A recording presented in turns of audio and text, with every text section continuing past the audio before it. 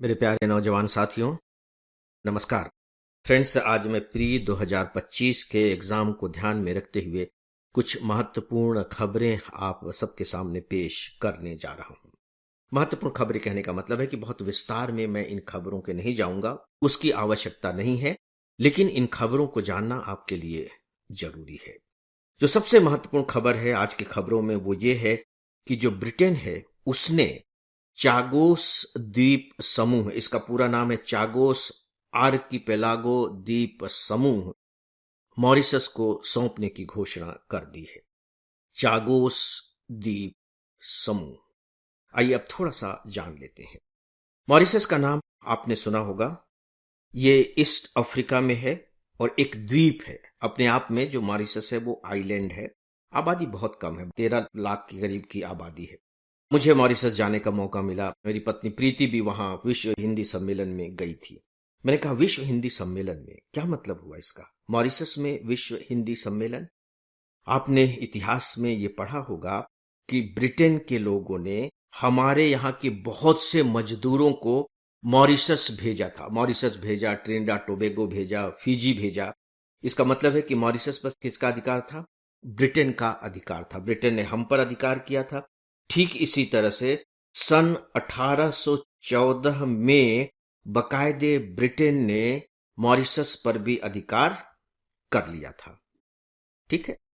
अब उसको वहां खेती बाड़ी करनी थी, मजदूर चाहिए थे, वहां मजदूर थे नहीं क्योंकि वो तो आइलैंड था।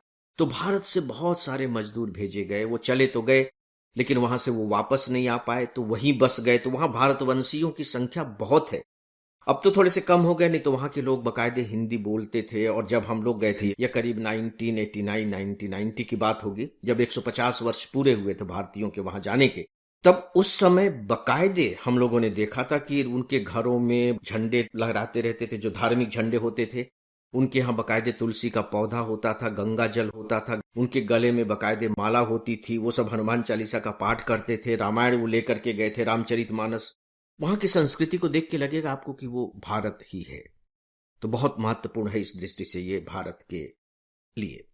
तो दोस्तों, बाद में 1965 में तो ब्रिटेन ने मॉरिशस को आजाद कर दिया, लेकिन अनफॉर्चुनेटली चारगोस को उसने आजाद नहीं किया और उसे अपने हिंद महासागर का क्षेत्र घोषित कर दिया।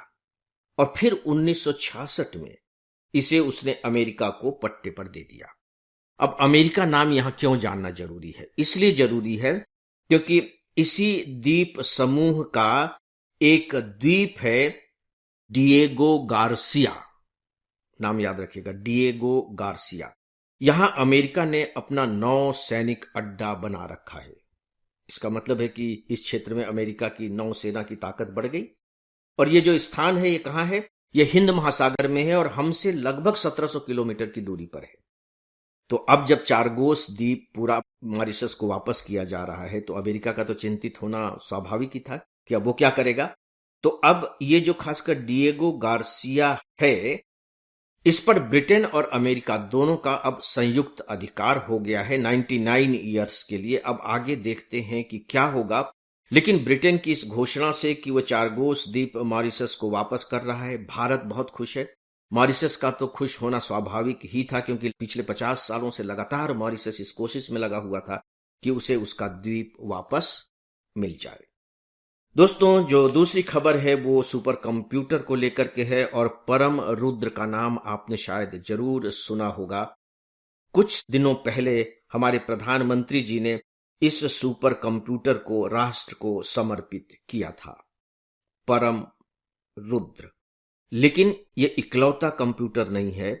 इसी के साथ ही दो और सुपर कंप्यूटर बने हैं।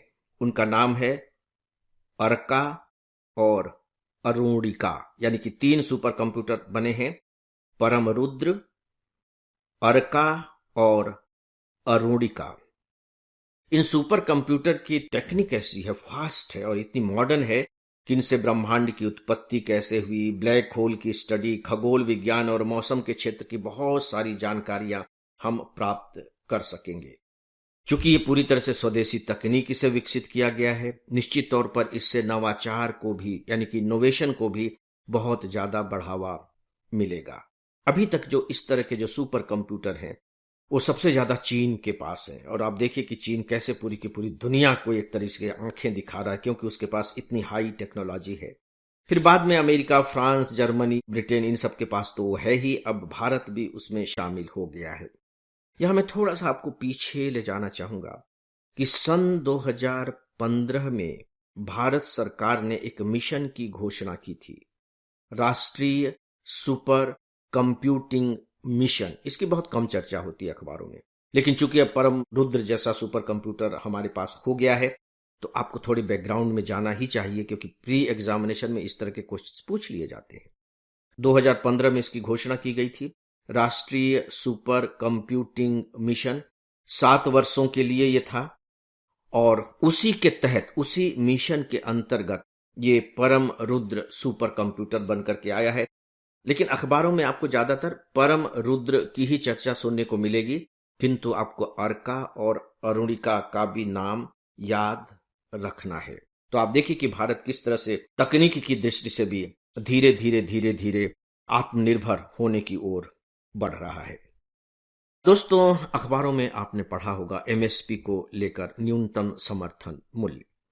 कुछ फसलों के न्यूनतम समर्थन मूल्य बढ़ा दिए गए हैं, खासकर 6 फसलों के। इसमें आपको जो जानने की बात है वो केवल गेहूं की जाननी चाहिए। 150 रुपए इसका मूल्य बढ़ाया गया है। जो पुरानी कीमत थी इसकी 2275 रुपए थी, अब उसे बढ़ा करके 2425 रुपए कर दिया गया है। केंद्रीय कैबिनेट ने इस बात का फैसला किया। अब सवाल यह उठता है कि केंद्रीय कैबिनेट की कई समितियां होती हैं, तो केंद्रीय कैबिनेट की किस समिति ने यह निर्णय लिया होगा? आप क्या अनुमान लगा सकते हैं? 6 समितियों के नाम तो आपको मालूम है ना, कौन कौन सी 6 समितियां होती हैं केंद्रीय कैबिनेट की। और यदि आपको नहीं मालूम है और आपने ये चैप्टर पढ़ लिया, ये टॉपिक पूरा कर लिया है, तो मान करके चलिए कि आप ठीक से पढ़ाई नहीं कर रहे हैं। उनके देखिए कि कौन कौन सी समितियां होती हैं, उनके अध्यक्ष कौन कौन होते हैं, और फिर अनुमान लगाइए कि एमएसपी बढ़ाने का फैसला केंद्रीय कैबिनेट की किस समिति ने किया होगा। अभी जो घोषणा की गई है एमएसपी की, जाहिर है कि रबी की मुख्य फसलों के लिए की गई है। और गेहूं की बात मैं इसलिए कर रहा हूं क्योंकि आप जानते हैं कि गेहूं और चावल हमारे यहाँ के 2 सबसे प्रमुख उत्पाद हैं। दोस्तों, एक छोटी सी खबर और, वो खबर यह है कि यह भी केंद्रीय कैबिनेट ने फैसला लिया था। हमारे यहाँ कुछ खाद्यान्न योजनाएं चलती हैं, जिनमें प्रधानमंत्री गरीब कल्याण अन्न योजना आपको मालूम होगा, और खाद्यान्न वितरण योजना है। ये कुछ खाद्यान्न से संबंधित योजनाएं हैं कि कैसे हम अपने गरीब लोगों तक सस्ता अनाज, सस्ता से सस्ता अनाज पहुंचा सके।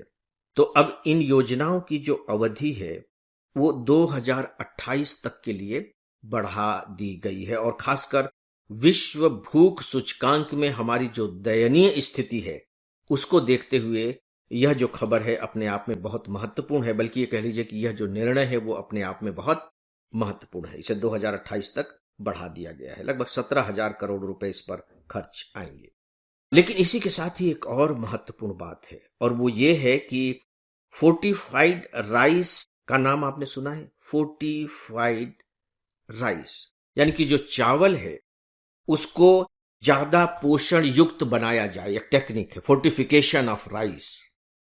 तो जो पोषण युक्त जो चावल है जिसको हम फोर्टिफाइड राइस कहते हैं, वह भी बकायदे इनके द्वारा प्रदान किया जाएगा, यानी कि इसकी भी अवधि इसी के समानांतर बढ़ा दी गई है।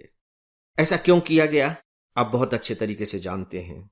तो ये एक, आप यूं कह लीजिए कि भूख से अपने यहाँ के लोगों को उबारने के लिए, या कह लीजिए कि कुपोषण की स्थिति को समाप्त करने के लिए लिया गया एक महत्वपूर्ण कदम हो सकता है। प्रधानमंत्री जी ने इस समय जो बात कही है उसे मैं यहां दोहराना चाहूंगा ताकि आप इसकी आत्मा को पकड़ सकें। देखिए प्रधानमंत्री जी के क्या शब्द हैं। देश भर के अपने गरीब भाई बहनों की पोषण सुरक्षा के लिए हमने प्रधानमंत्री गरीब कल्याण योजना और अन्य कल्याणकारी योजनाओं के तहत फोर्टिफाइड चावल की आपूर्ति को जारी रखने का फैसला किया है।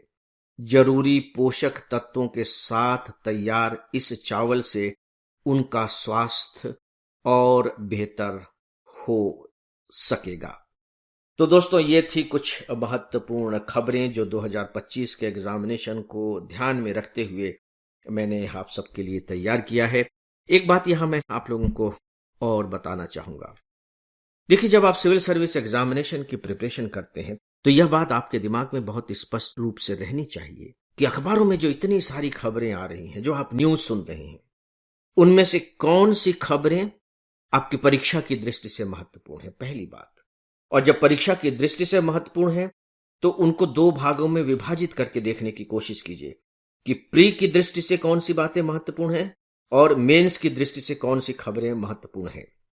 और जब आप इस तरीके से उन्हें वर्गीकृत कर लेते हैं तो फिर उसी अंदाज में उन्हें पढ़िए। जाहिर है कि जो मुख्य परीक्षा की दृष्टि से महत्वपूर्ण होंगे उन्हें आप थोड़ा एनालिटिकल तरीके से पढ़ेंगे, और जो प्री के दृष्टि से ही महत्वपूर्ण होंगे उन्हें आप सामान्य तरीके से पढ़ेंगे, लेकिन थोड़ी से बैकग्राउंड के साथ, क्योंकि प्री एग्जामिनेशन में अब बैकग्राउंड भी पूछा जाने लगा है। तो दोस्तों, आज के इस विषय के बारे में बस इतना ही, और अब डेली ऑडियो लेक्चर को यहीं समाप्त करता हूं। नमस्कार।